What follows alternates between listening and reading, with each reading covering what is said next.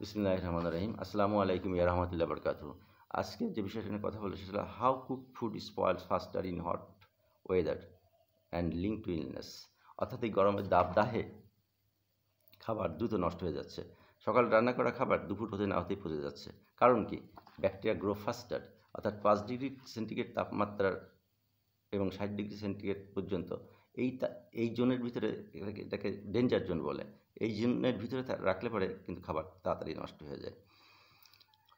এখানে E. coli, salmonella, streptococcus aureus, mould, east ইত্যাদি খাবার কিন্তু নষ্ট করে ফেলে। কাজেই এই টেম্পারেচার জোনের বাইরে রাখতে হবে। এনজাইমেটিক অ্যাক্টিভিটি, খাবারে যে এনজাইম থাকে রান্না করা খাবারে, enzyme in food also react faster at higher temperature and accelerating spoils process. এবং ইমপ্রপার হ্যান্ডলিং স্টোরেজ, এবং রান্না খাবার খুব দ্রুত কিন্তু ফ্রিজিং করে ফেলতে হবে।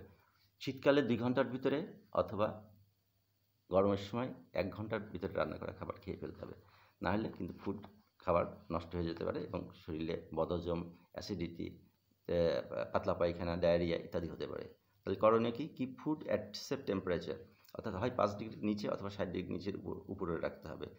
ইউজ সেফ ওয়াটার অ্যান্ড র materials. Refrigerated food promptly in fridge. Wash your hands